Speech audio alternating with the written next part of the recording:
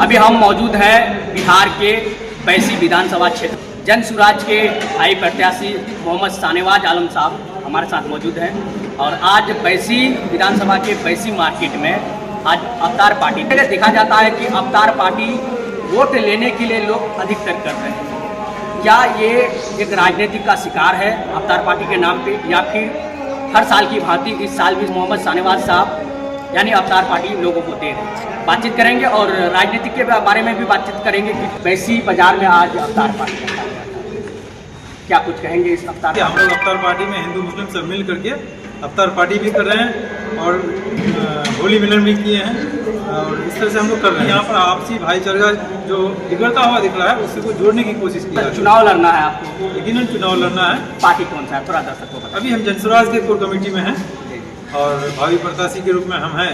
आवेदन आप जानते हैं कि जनसुराज में जो सिस्टम है उसके हिसाब से हम भी अप्लीकेंट हैं।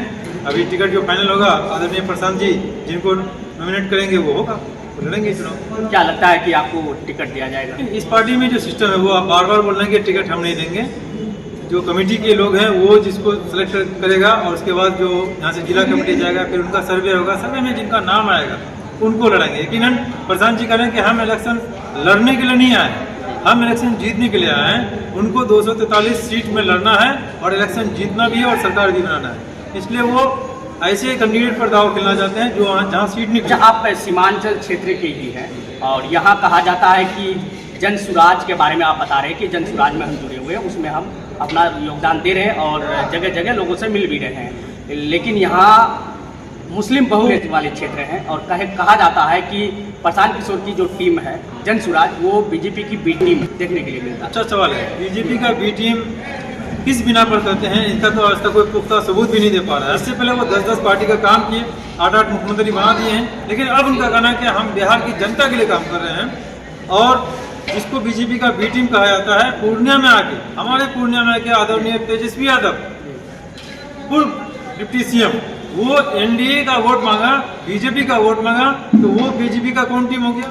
और जबकि यहाँ पर हम लोग हमेशा से बीजेपी के खिलाफ में, प्रशांत जी का कहना है कि हम गांधीवाद कांग्रेस जो आज़ादी से पहले का जो कांग्रेस था उसके पैटर्न में हम लोग काम कर रहे हैं। यकीनन हिंदुस्तान में अम्बेडकरवाद और गांधीवाद समाजवाद अभी भी लोग बचा हुआ है। इसलिए उस तरह के हिंदू मुस्लिम मिला करके नफरत की राजनीति को जो करना चाहता है उसको दूर करके, यकीनन आज 80% हिंदू में से 42% हिंदू ऐसा है जो समाजवाद है, जो गांधीवाद है, अम्बेडकरवाद है और 38% हिंदू का वोट उनको मिलता है बीजेपी को। तो उन 42% हिंदू के साथ मुसलमान मिल करके हम लोग उसको हरा सकते हैं और बिहार में ही नहीं हिंदुस्तान में एक अच्छी सरकार। मोहम्मद शाहनवाज से विधानसभा सीट अगर निकालते हैं तो यहाँ के लोगों के लिए क्या काम करेंगे?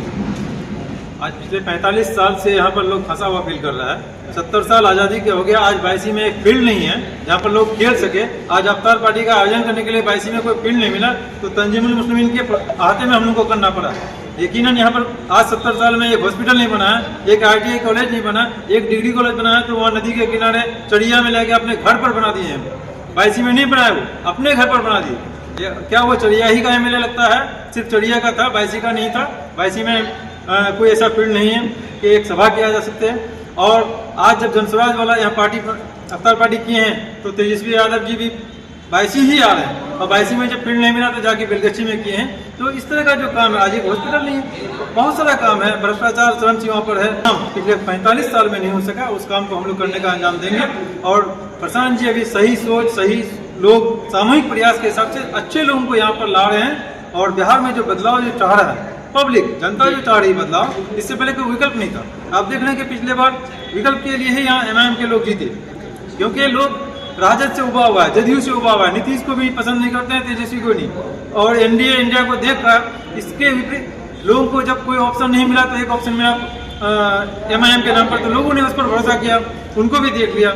अब पार्टी सभी को लेकर के चल रही है और पूरे बिहार में लड़ रही है। यकीनन हम लोग 243 में लड़ेंगे भी और जीतेंगे भी और सरकार भी। लोगों का एक सवाल है, क्योंकि चुनाव के टाइम बैसी से मुद्दा गर्म होता है कि बांध रोको अभियान को लेकर जोरों से जो है उसका चर्चा कर रहे हैं, आपका क्या प्रतिक्रिया है उसमें? बांध रोको अभियान नहीं है, वो राजनीति बचाओ अभियान। महानंदा बेसिन परियोजना 2008 में सैंक्शन हुआ था और 2018 में इसका टेंडर हुआ जी, था। जी। और 2018 में जब टेंडर हुआ था, डीपीआर बना था, तब हमारे यहाँ आदरणीय पूर्व मंत्री हाजी अब्दुल सुभान साहब थे, वो एमएलए थे।